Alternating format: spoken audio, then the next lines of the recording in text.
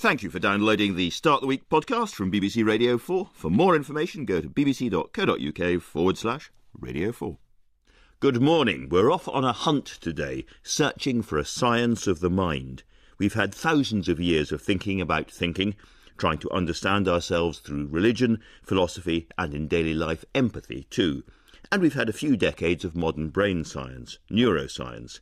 But are we any closer to bringing together our understanding of ourselves and our understanding of our brains? Because they're clearly not the same thing.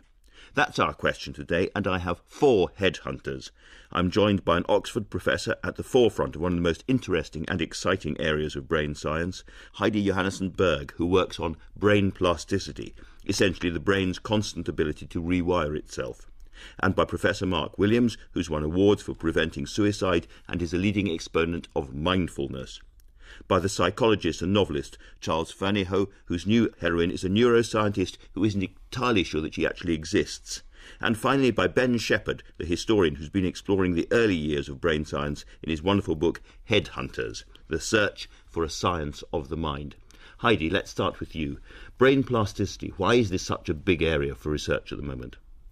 Well, we've discovered really over the past few decades that the brain throughout the life is susceptible to all kinds of dynamic change, that rather than being hardwired, as we once thought, beyond development, that every time we learn something new or have new experiences, the brain is continually changing in response to that. This is the sort of familiar idea that London taxi drivers have a bigger lump in the bit of their brain that tells them how to get around, and ballet dancers similarly, when it comes to not falling over, have a not falling over bit of their brain that's bigger than ours. Exactly. So those are some of the best known examples of it. Obviously, with those types of observations, there's a bit of a chicken and egg problem. So is it the case that some people are born with a particularly large bit of the brain that allows them to navigate, and they exploit that by becoming a taxi driver, which allows them to exploit that special skill? Or is it the years of navigating around London that's allowed them to physically grow that part of the brain? But what we now know is that it's more the latter, that we can see the brain changing in real time. Yeah, absolutely. So people have looked, in humans we can look over longer timescales to see that over periods of weeks to months, as we learn new skills, the brain physically changes as a result of that. In animals, we can look with much more fine detail, second by second, to see this ongoing growth and retraction of processes in the brain which underlies learning.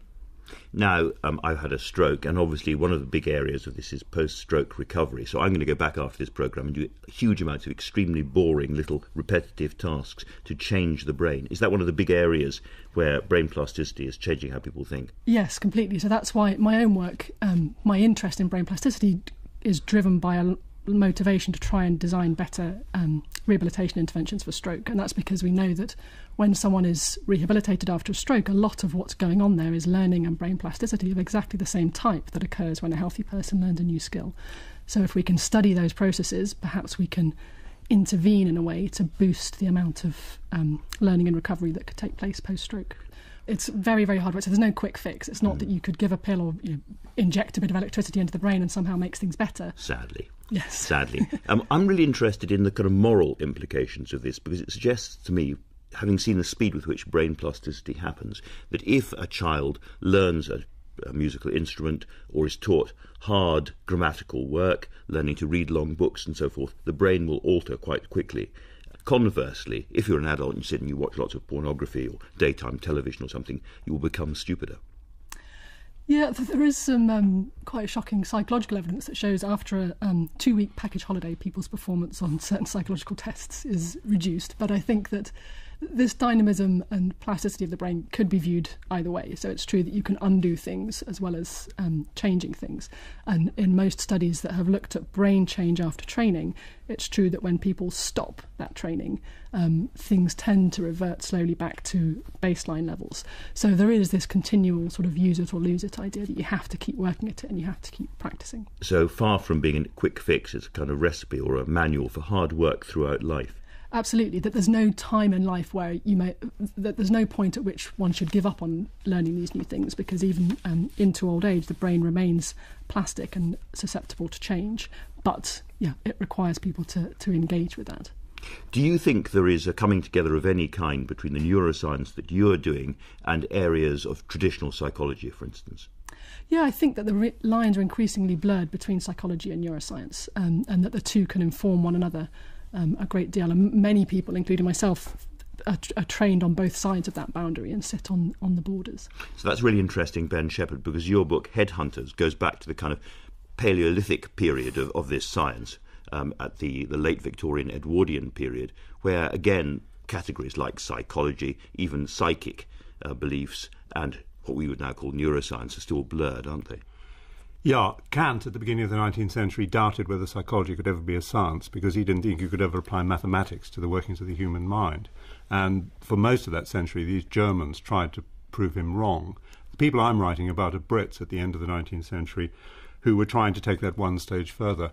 The most interesting of them, who's a man called McDougall, was essentially trying to create a sort of total system which brought together, on the one hand, the physiological understanding of how the brain worked, and on the other hand, the whole immense body of philosophical and other writing about the mind. And he tried to produce a sort of grand synthesis. And fails. And failed, as I think everyone is bound to fail, even now, when you try and do that. Are there parallels between the kind of intellectual currents going on right now in the 2010s and the period that you were writing about in the late Victorian? Yes, there are parallels. I mean, one can overstate them, but if you put it very crudely, we now have seen the death of communism, psychoanalysis, whole systems of belief have fallen away. There's a tendency to put our trust in neuroscience and Darwinism.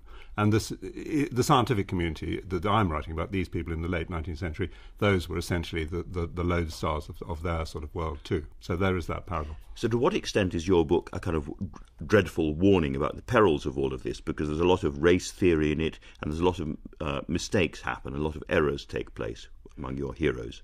Yes, I didn't write this book thinking it was a study of failure. I wrote this book because I thought these were four really interesting people that I wanted to find out more about. Yes. And it turns out that with all of them, there's a moment when they say, oh, what the hell? And they get bored with the sort of objective stuff and go for a much more subjective kind of work, which probably is not scientific. And with McDougall, he, at a certain point in the 1900s, he suddenly says, this attempt to create a kind of scientific psychology is doomed to fail. It's mechanistic, so I'm going to go my own way and I'm going to come up with a theory of my own. And to give people a sense of what they're looking at, the book starts with a group of them going off to the Torres Straits to find out whether the brains of more primitive people are more sensitive to sensory inputs. They've got better hearing, better sight and so forth, and they don't. That's the conclusion in the end, but it takes quite long to reach that. I'm a narrative historian. I usually start with an image or a sequence from a movie. And my starting point in some ways with this book was the image of these chaps all sitting down on a beach in the South Seas and solemnly creating a simulacrum of a Cambridge experimental psychology laboratory and then persuading these Torres Straits islanders to kind of be subjects. And it's amazing that they did. But the conclusion in the end, to oversimplify, is that they were just like us in the modern cliche. There weren't significant differences between, because this is what psychology was about at the time, was the senses, how the senses function. And there appeared to be not to be significant differences between the way the senses functioned in primitive men, quotes, and in civilized men, quotes.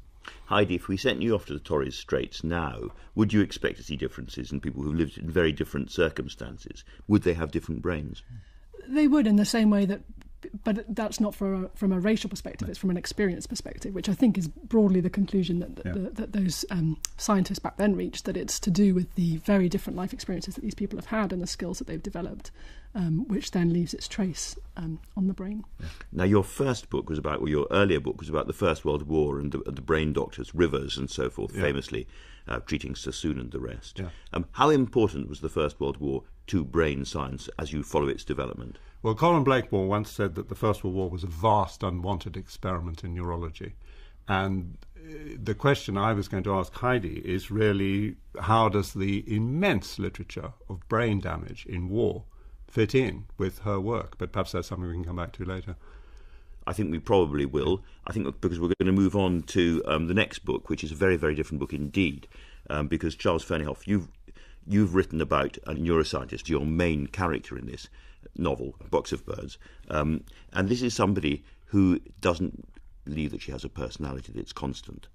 I'm interested in what this stuff, this new neuroscientific nirvana is giving us in terms of the way it's changing our understanding of ourselves. Some of the lessons of modern neuroscience are quite troubling, at least to a view of human beings as autonomous, coherent selves in control of their own destinies.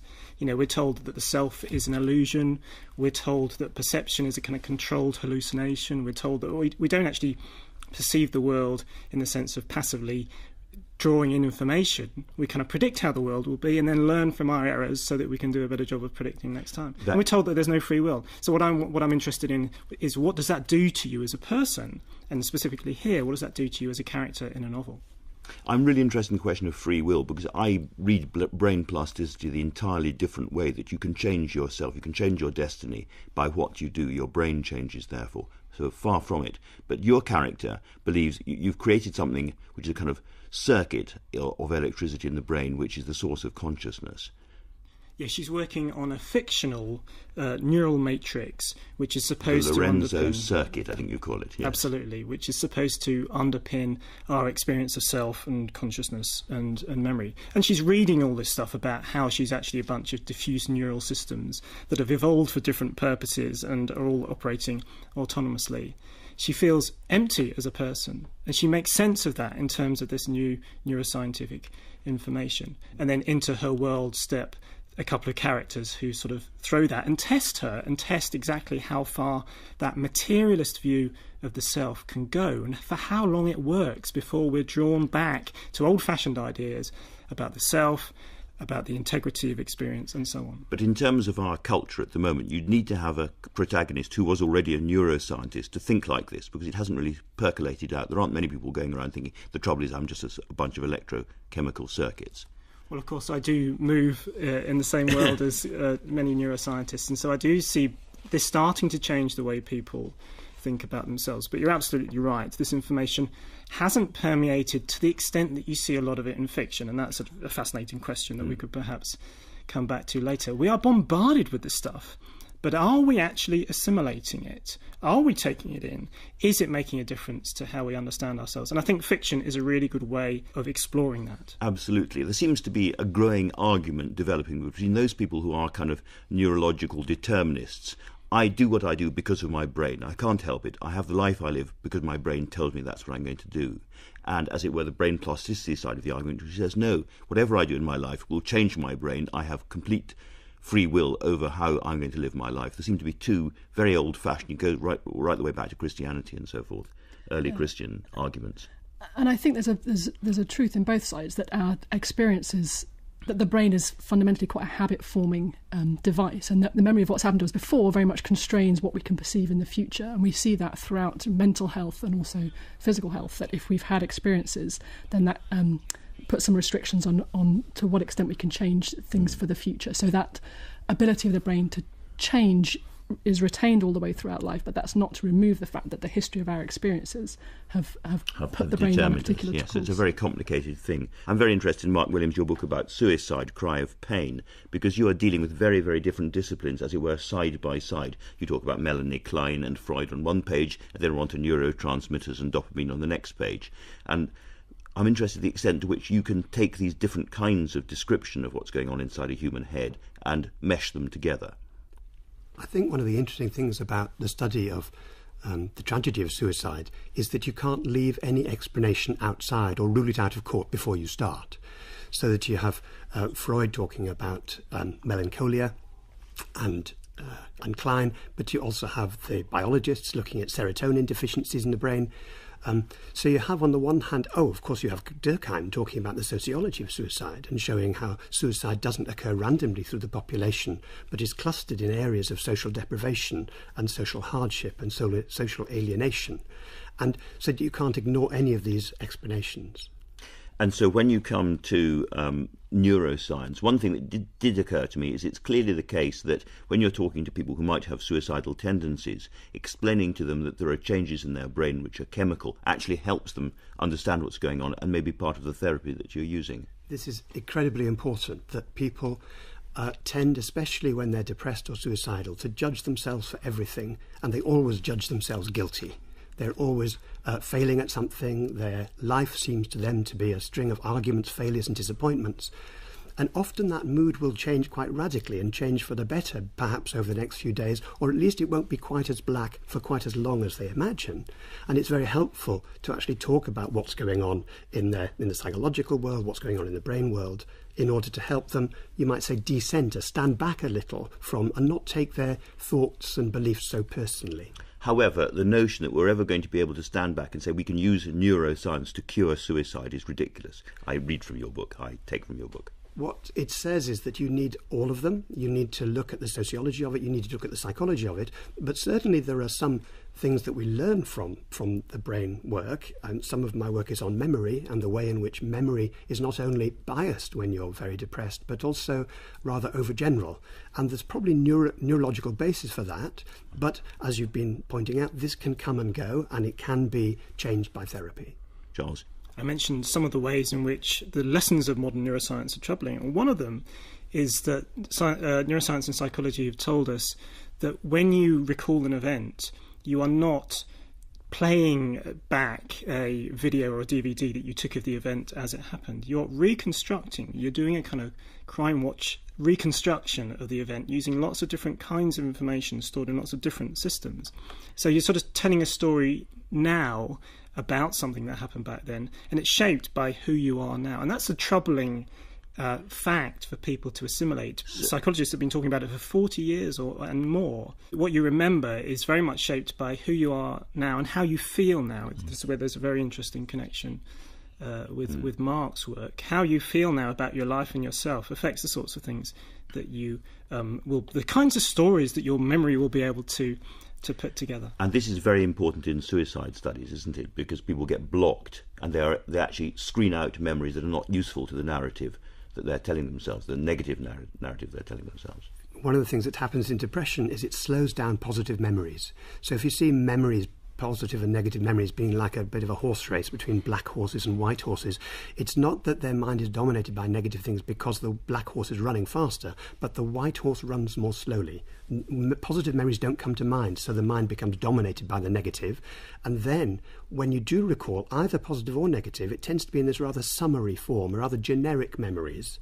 And we know that the more you have those generic memories, the longer the mood will last and the poorer your problem solving will be. You can't navigate, you can't think of ways to solve your problems because you then stretch that out to the future and just think of a vague future. So you're more likely to deal with that by storytelling or mindfulness than by any kind of drugs or neuroscientific approach. Well, we find mindfulness does actually make memory more specific, and it does help people who are at risk of suicide. But mindfulness encourages people to notice the stories they're telling about themselves, actually just to notice and stand back from their thoughts and feelings, and then to see them like clouds in the sky, just passing. Now, mindfulness has become one of those very, very loosely used terms in the popular culture. If you're sitting outside having a latte and watching the clouds in the sky, you're indulging in mindfulness. Now, that's not at all how you see it. Just explain a little bit about your view of what mindfulness properly means. Well, mindfulness is training, really, in paying attention, moment by moment and non-judgmentally, to things as they occur.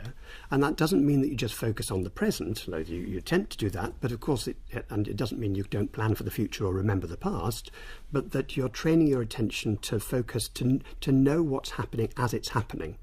And for people that we see in the clinic who've got a history of depression or anxiety, what that does is enable them to ground themselves in what's happening now rather than get tortured by regrets from the past or worries of the future. So sort of self-trained concentration would be a reasonable way of talking about it. Yes, indeed. And it's a concentration that isn't about sort of frowning and trying to concentrate really hard, but a relaxed concentration, a sort of receptive awareness. Opening yourself to the world around you. Opening yourself to the world around you, yeah. Heidi, is that the kind of thing that you would be able to notice in a brain, and would you approve of this as a therapy? Well, I think there have been a lot of brain scanning studies done of people in states of meditation, including mindfulness, which have shown that the activity of the brain changes in ways that fit your sort of intuition as to how the mindfulness is shaping the brain. So I think that for sure getting people mentally into a particular state is likely to make them to improve their well-being, but also potentially make them receptive to other types of intervention. So I think the idea of, for example, to take something like stroke rehabilitation,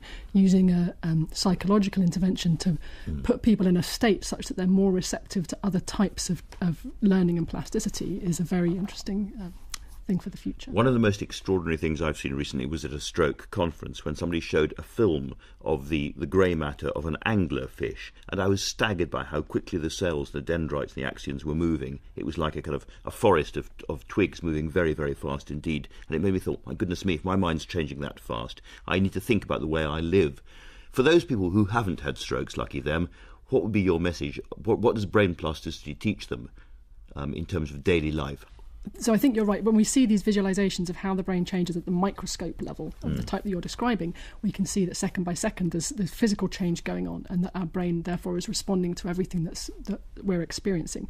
What that means is that how we act not only influences our current mood and well-being, but influences our future sort of brain resilience, if you like. So there's a lot of work at the moment around how can we, throughout the lifespan, have life experiences that make our brain more resilient to, for example, age-related cognitive decline and dementia, which is an increasingly pressing problem as the population ages. And I read from the popular prints that taking exercise and things like that are now seen as very, very important. Yes, one of the clearest messages at the moment is that physical activity, not only is it good for your heart, as we know, and your body, but is also extremely good for your brain. And we're beginning to understand why that is in terms of the neuronal changes that happen when we exercise.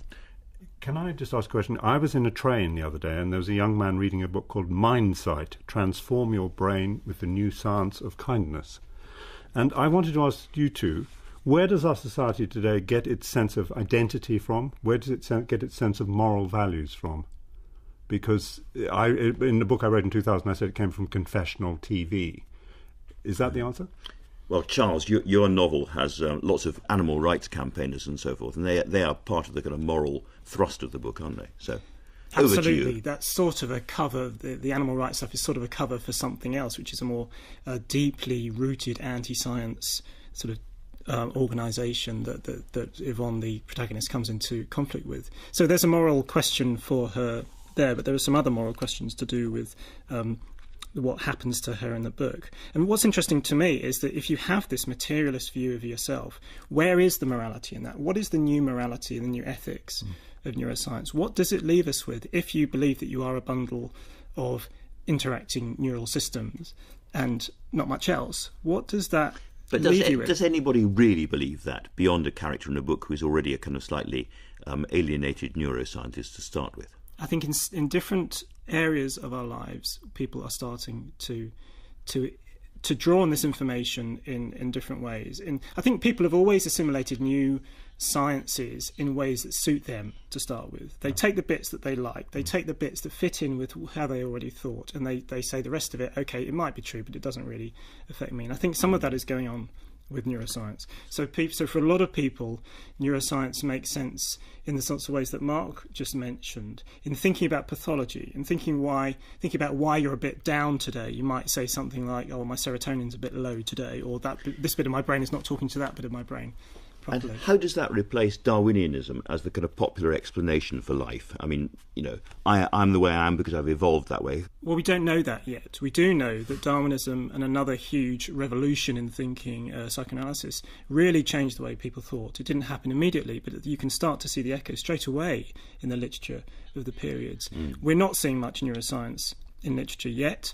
It may be just a matter of time. There perhaps hasn't been time for these ideas to percolate yet.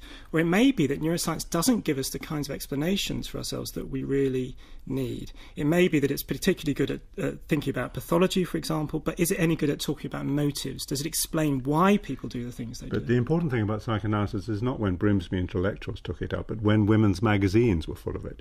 And from my sense of popular culture now, there's a lot of neuroscience about, like the chap in the train. Mark Williams, going back to what we were talking about just now about the effect of all of this on therapy, when you are confronted by neuroscience as an explanation for how ill people are, if people are very much aware of what's going on in their brains, presumably what they're looking for in the end is some kind of drug or medication which will make everything better. There was a great fashion, the low serotonin society, give everybody lots of serotonin and the world will be better and a happier place. And again in your book, you are pretty withering about this. Well, it's not clear to me that simply a serotonin explanation explains variance that isn't explained by social factors and psychological factors. That's not to say it's not important, and for some people antidepressants are a lifesaver, but the huge increase in antidepressant use hasn't necessarily seen a reduction in depression. And that's an uncomfortable fact we have to get used to. And also there's some evidence that the early days in which antidepressants were there was clear blue water between antidepressants and placebo. For mild and moderate states of depression, that's not known not to be so true now. Why would that change? It may well be that cohorts change. It may be that the people who are being treated with the neuroantidepressants are indeed more mildly depressed, or their presentation, because doctors are now more aware of depression than they used to be, people may be getting a diagnosis of depression at an earlier state, when even at that state, if the antidepressant had been given then, it wouldn't have worked. But there's lots of work to see if you can predict who will respond to antidepressants. We know that from work done at Oxford that if you give antidepressant just one dose to somebody, on that very first day, there are very subtle cognitive changes that you can pick up with cognitive psychology. And I'm sure Heidi could pick up as well. Indeed. What about the issue of mind lock? A very interesting phrase you used. What is mind lock, and why is it so important in the suicide prevention strategy? It's where, when you're trying to remember your past, you get locked into rumination about your past. So you're trying to remember an episode. Somebody says to you, "Oh, have you been happy in the past year?" And somebody says, "Oh, I think I've been happy, but can I be happy? I'm not sure I've ever been happy." And suddenly they're not trying to remember anymore. They're locked into a sort of ruminative cycle, which just goes round and round and round. You might call it middle of the night thinking, but because we've all experienced that sense in which the mind goes round in the middle of the night. But for these people, that carries on during the day as well. Heidi, are we ever going to get to a position where neuroscience can help people with mind lock, for instance? Well, I think that phenomenon of mind lock is something that Mark would argue mindfulness is very good for helping people to break through from. And from a neuroscience perspective, potentially by understanding the brain circuitry involved, there are ways that we can go in and manipulate specific brain areas and specific brain circuits. Whether that's overkill, if you like, for this type of mental phenomenon, I don't know. But in terms of long-term sort of blue skies thinking of how we might go in and manipulate the brain, which may be a bit more like the types of things that your characters, Charles, would be thinking about, there are ways in which we can play around with how different brain regions talk to one another, for example, or entrain particular types of rhythms in the brain. Ben, going back to your period, and I'm still fascinated by this idea that you raised about where the moral compass comes from, as it were. A lot of your characters deal with soldiers in the First World War, and in essence they're trying to remove the sense of culpability that they have done what they've done because they are cowards and therefore deserve to be shot. To what extent, I wonder, do we think that neuroscience removes personal blame and personal direction from... Well, this is one of the worries, isn't it? This whole business of free will in criminology and so on. I found this discussion absolutely fascinating because I've always formed a rather negative view of neuroscience because of my travels on the trauma circuit. And there have been in the trauma world some quite dodgy theories going around about the role of the hippocampus or whatever. So I think it's very interesting what's happening because we seem to be approaching a much more sophisticated use of neuroscience, and we don't seem to be using it as a panacea, which in quite the same way as we did in the past. Charles? I think neuroscience makes us rethink the question of free will or describe it in a different way. So the old idea would be, I'm going to have a thought about raising my hand. So I have the thought, I'm going to raise my hand, and there it goes, my hand goes up. What we're learning now is that my thought about raising my hand didn't cause the action of raising my hand. Instead, something else that I'm not aware of caused the thought, and that unaware of thing caused another unaware of thing which caused the action. In essence, the brain is doing things that the mind is not aware of. There's a lot. We've always known that. We've known that since Freud and beyond. There's a huge amount of what we do that we're not conscious of. Yeah. But that doesn't mean that we don't have free will. And it doesn't necessarily mean that you can't become conscious of some of this. I mean, the way in which, for example, we encode stuff into our memories that Charles had been referring to, you can show quite clearly how we build a mental model with what information comes to us based on our experiences. So if I said to you, imagine this scene, John was on his way to school. He was very worried about the maths lesson. He didn't think he could control the class again today. After all, it's not part of a caretaker's duty. You suddenly realise that actually unknown to John you. was the child, John then was the John was child. the teacher, then, yeah. And Exactly. so So and you can get access to these they're mental model building, so it's not all very deeply unconscious, but it's interesting to stand back and notice how the brain-mind does this, and how then we can tamper with that if we then are looking back on memories from a long time ago, because we've got different schemas. And Heidi, I think that there's quite a lot of research and evidence on, for instance, the brain making you raise your hand to pick it to when a ball is thrown at you before you're aware the ball is in the air, that kind of thing. Yeah, so we understand now that there are some sort of quite primitive circuits, if you like, which would be present in many different animals that allow very rapid sort of stimulus response actions. But then there would be higher level circuits which have become more apparent in species moving up to primates and humans, which allow for more of a abstraction and a slower type of thinking, going beyond that sort of stimulus response mapping. And I think that sort of more sophisticated way of thinking about neuroscience is something that it's worth pointing out in relation to, Ben, your point about neuroscience in the media and in certain areas of therapy, that there's something of a sort of caricature of neuroscience that comes through in the media, this idea of brain mapping and lighting up the area for love or the area for whatever it might be, and that what most neuroscientists are very sceptical about that as well. That's not where the cutting edge of neuroscience is. It's in understanding the building blocks of cognition and what the component mental processes are in reaching a particular course of action. What you've just said is wonderfully interesting to me, because it's pure Hewlings-Jackson, these words like primitive and higher levels. These are very 19th century concepts of how the brain has been put together, that it's a computer where stuff was clamped on at various stages. And the other thing I wanted to make was that this notion of the brain rewiring itself actually is present in neurology from the First World War onwards. It's there in Henry Head's writing about people with brain injuries. But they, of course, couldn't map what was happening with the sophistication that you can today.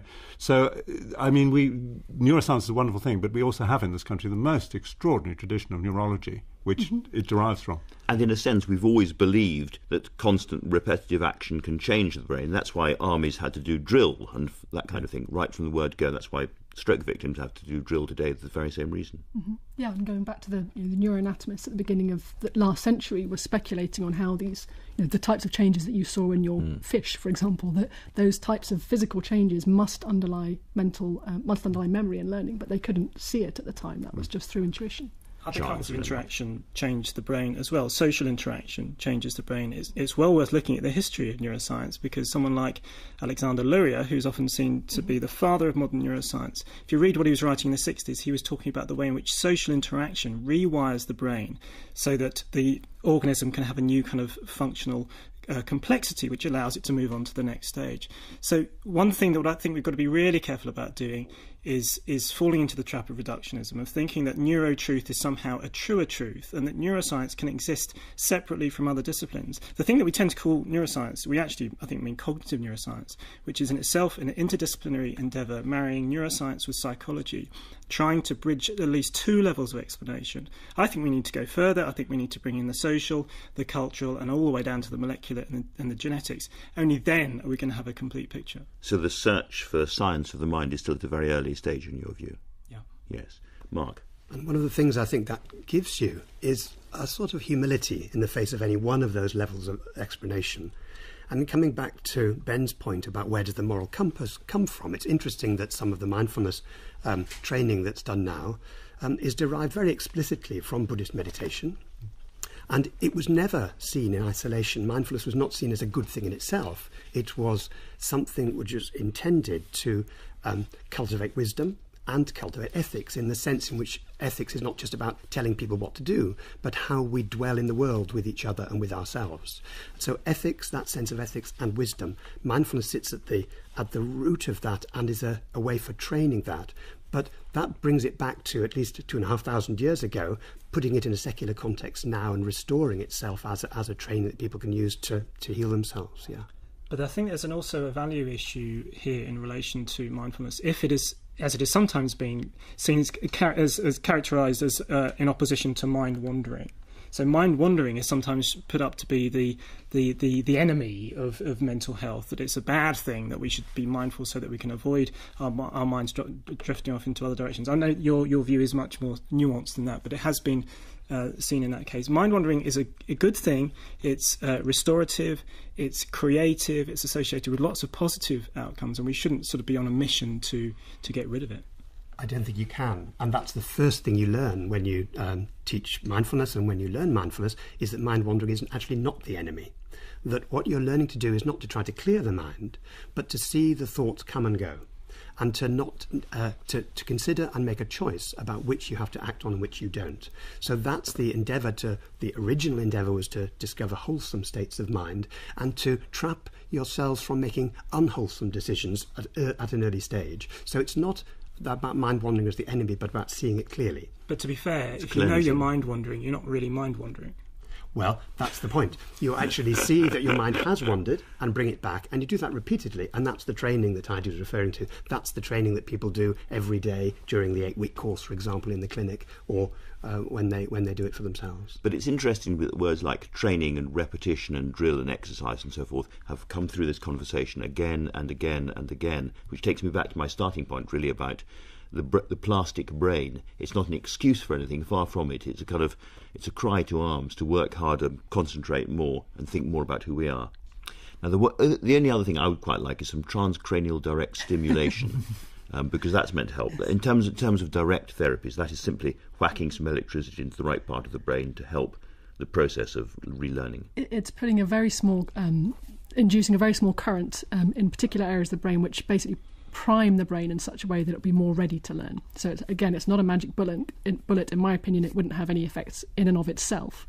But if applied during a physiotherapy session, for example, it would prime the brain and make it increase its readiness to learn. Yes, people have tried it, I think, just whacking a couple of plastic cups on their heads. Going back to Ben's early science, it's the kind of thing they might have been doing. But, yes, there's all sorts of instructions on the internet to build your own kit, but don't go on and don't use it.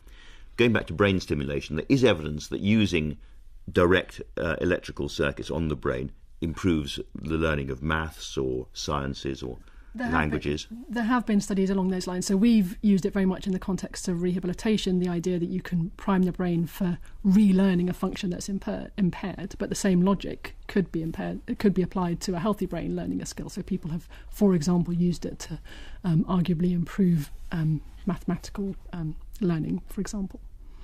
I can see some ethical questions being raised there. Lots of questions in terms of cognitive enhancement and how do we apply these sorts of approaches to a perfectly healthy brain. Ben, one of the things in your book that comes across very strongly is that the sort of Whig view of science, that it's one great triumph after another, we all march forward, is a very simplistic one. There are lots of mistakes along the way, lots of wrong turnings and lots of failures. Do you, thinking about this conversation, everybody is very cautious about their field, talking about the need for interdisciplinary work and not to jump to huge ethical or moral conclusions. Do you sense any sense of sort of scientific progress when it comes to the science of the mind, or are we still back where we were in the I think in the human sciences it tends to be a bit circular, actually. There was a story in the New York Times the other day about a revolutionary new way of treating post-traumatic stress disorder. This was psychodrama as practiced by Marino in 1943. So an old hand like me often finds echoes in current practice of stuff that I've read in the literature, which was done in the 20s or the 30s or the 40s. I mean, I think there are a limited number of things you can do in this field, and often bright young things are rediscovering techniques which other people used in the past. Of course, the context is completely different. The social climate is different, but there are these continuities. There always will be continuities. Charles, your novel describes as a brave new world just over the horizon. Are you pessimistic or optimistic about the way brain science is going? Your book is quite pessimistic, I think. Yes, so in some ways neuroscience gets a rough ride in the book, partly because ultimately Yvonne rejects this materialist view, or at least she finds a way of finding an old-fashioned self within that view, of finding an old-fashioned morality and ethics within that view. So her view is enriched by neuroscience, but neuroscience doesn't fundamentally change the morality. I think there is a lot to be hopeful about in terms of neuroscience going forward, but I think we need to keep it in its place. I think we need to make sure we understand what kind of science we're doing, but also what kind of explanation we want from that science at each stage. So I talk to neuroscientists who don't care about the mind. They want to know how a neural system works. And I talk to psychologists for whom the brain could be made of green cheese. It makes no difference to the work that they do. So we need to be aware of what level of explanation we're working at and try and find ways to integrate across levels of explanation so that we have a much truer, fuller picture of our experience. And to reduce this to kind of practical levels, Mark, you have stopped a lot of people from committing suicide. Neuroscience has given you new therapies and new techniques, so presumably you do see a sense of advance in your field. I think there is an advance. There's always much more work to be done. The only thing you ever know about your theories is that they're wrong, and you've got to constantly clarify them and see where they're appropriate to use and where the evidence takes you. And always be prepared to be disappointed in science. But nevertheless, I think lots of progress has been made in psychological treatment over the last 30 years. And mindfulness is one of those, but there are many others as well. Now that we have proper trials seeing what works and what doesn't work and for whom, I think there's reason to be very optimistic. And so, Heidi, finally back to you. Do you arrive at work every day thinking, yes, there is a new barrier to be broken, we are marching forward, progress is being made all the time? Are you fundamentally optimistic about brain plasticity and neuroscience? I'm, yes, very optimistic. I think it's exciting times. Well, I very much hope that the field will start to have relevance clinically. I think that's where the challenge is. At the moment, we know there's a disconnect between what we know about brain plasticity and the neuroscience of learning and what's actually done on the ground in terms of applying those theories to people who are trying to, for example, recover after damage. But going beyond brain trauma, you could presumably start to apply things to learning by children, learning by adults, and in a sense, daily life. Education is a fantastic opportunity. Again, just like in many areas of medicine, there's a lot of sort of quack neuroscience that goes on in the context of education, and that's something that there's a big move to try and address currently and use the more sensible cutting-edge ideas in order to design educational approaches that would make the most of our understanding of how the brain works. We've become increasingly clear which things are important, but another thing which is complicating that whole area is that there are clearly huge individual differences, some of which might be genetic or due to other factors, which mean a given set of circumstances will put different individuals in a different place. So it's not all to do with our environmental influences and how we behave. We also have other factors which we're only just now beginning to understand. I was just going to say that the American Army has spent $130 million on a mental fitness program, which is designed to prevent people from getting post-traumatic stress disorder. The jury is out on whether it's going to work or not. Very interesting. Well, on that note, thank you to all my guests. Heidi Johansen, Professor of Cognitive Neuroscience at Oxford, Ben Shepherd's Headhunters and Mark Williams's Cry of Pain are both out now, and Charles Fernyhou's A Box of Birds is in paperback. Next week, Tom Sutcliffe's here to delve into family secrets and dysfunctional families. Lucky him, but for now, thank you and goodbye. There's more information about Start the Week on the programme's website. Go to bbc.co.uk, where you'll also find many more Radio 4 programmes you can download for free. Yeah, I think that the lines are increasingly blurred between psychology and neuroscience, and that the two can inform one another a great deal. And many people, including myself, are trained on both sides of that boundary and sit on the borders. So that's really interesting, Ben Shepherd, because your book, Headhunters, goes back to the kind of Paleolithic period of this science, at the late Victorian Edwardian period, where, again, categories like psychology, even psychic beliefs, and what we would now call neuroscience are still blurred, aren't they? Yeah, Kant at the beginning of the 19th century doubted whether psychology could ever be a science because he didn't think you could ever apply mathematics to the workings of the human mind. And for most of that century, these Germans tried to prove him wrong. The people I'm writing about are Brits at the end of the 19th century who were trying to take that one stage further. The most interesting of them, who's a man called McDougall, was essentially trying to create a sort of total system which brought together, on the one hand, the physiological understanding of how the brain worked, and on the other hand, the whole immense body of philosophical and other writing about the mind. And he tried to produce a sort of grand synthesis. And fails. And failed, as I think everyone is bound to fail, even now, when you try and do that. Are there parallels between the kind of intellectual currents going on right now in the 2010s and the period that you were writing about in the late Victorian? Yes, there are parallels. I mean, one can overstate them, but if you put it very crudely, we now have seen the death of communism, psychoanalysis, whole systems of belief have fallen away. There's a tendency to put our trust in neuroscience and Darwinism. And this learning and recovery that could take place post-stroke. It's very, very hard work. So there's no quick fix. It's not that you could give a pill or inject a bit of electricity into the brain and somehow makes things better. Sadly. Yes. Sadly. I'm really interested in the kind of moral implications of this, because it suggests to me, having seen the speed with which brain plasticity happens, that if a child learns a musical instrument or is taught hard grammatical work, learning to read long books and so forth, the brain will alter quite quickly. Conversely, if you're an adult and you sit and you watch lots of pornography or daytime television or something, you will become stupider. Yeah, there is some quite shocking psychological evidence that shows after a 2-week package holiday, people's performance on certain psychological tests is reduced. But I think that this dynamism and plasticity of the brain could be viewed either way. So it's true that you can undo things as well as changing things. And in most studies that have looked at brain change after training, it's true that when people stop that training, things tend to revert slowly back to baseline levels. So there is this continual sort of use it or lose it idea that you have to keep working at it and you have to keep practicing. So far from being a quick fix, it's a kind of recipe or a manual for hard work throughout life. Absolutely, that there's no time in life where that there's no point at which one should give up on learning these new things, because even into old age, the brain remains plastic and susceptible to change. But yeah, it requires people to engage with that. Do you think there is a coming together of any kind between the neuroscience that you're doing and areas of traditional psychology, for instance? The familiar idea that London taxi drivers have a bigger lump in the bit of their brain that tells them how to get around, and ballet dancers similarly, when it comes to not falling over, have a not falling over bit of their brain that's bigger than ours. Exactly. And so forth. Those are some of the best known examples of it. Obviously, with those types of observations, there's a bit of a chicken and egg problem. So is it the case that some people are born with a particularly large bit of the brain that allows them to navigate and they exploit that by becoming a taxi driver, which allows them to exploit that special skill? Or is it the years of navigating around London that's allowed them to physically grow that part of the brain? But what we now know is that it's more the latter, that we can see the brain changing in real time. Yeah, absolutely. So people have looked, in humans we can look over longer timescales to see that over periods of weeks to months, as we learn new skills, the brain physically changes as a result of that. In animals, we can look with much more fine detail, second by second, to see this ongoing growth and retraction of processes in the brain which underlies learning.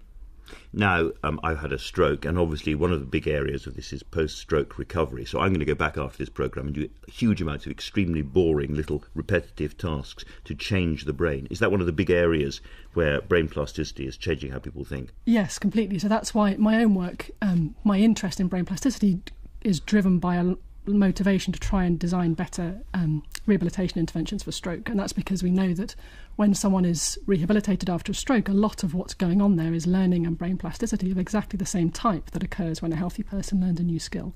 So if we can study those processes, perhaps we can intervene in a way to boost the amount of... Thank you for downloading the Start the Week podcast from BBC Radio 4. For more information, go to bbc.co.uk/Radio 4. Good morning. We're off on a hunt today, searching for a science of the mind. We've had thousands of years of thinking about thinking, trying to understand ourselves through religion, philosophy, and in daily life, empathy too. And we've had a few decades of modern brain science, neuroscience. But are we any closer to bringing together our understanding of ourselves and our understanding of our brains? Because they're clearly not the same thing. That's our question today, and I have 4 headhunters.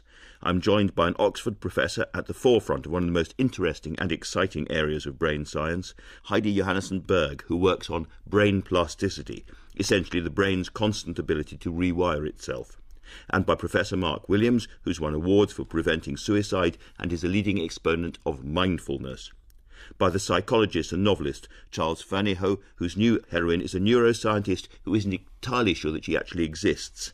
And finally by Ben Shepherd, the historian who's been exploring the early years of brain science in his wonderful book Headhunters, The Search for a Science of the Mind. Heidi, let's start with you. Brain plasticity, why is this such a big area for research at the moment?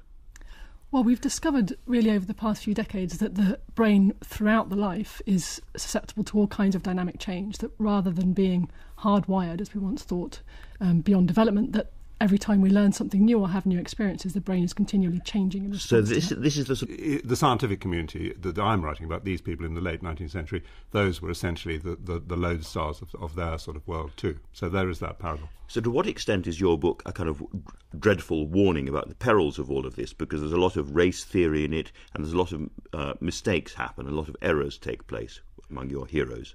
Yes, I didn't write this book thinking it was a study of failure. I wrote this book because I thought these were four really interesting people that I wanted to find out more about. Yes.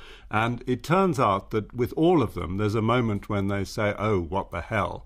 And they get bored with the sort of objective stuff and go for a much more subjective kind of work, which probably is not scientific. And with McDougall, he at a certain point in the 1900s, he suddenly says, this attempt to create a kind of scientific psychology is doomed to fail. It's mechanistic, so I'm going to go my own way and I'm going to come up with a theory of my own.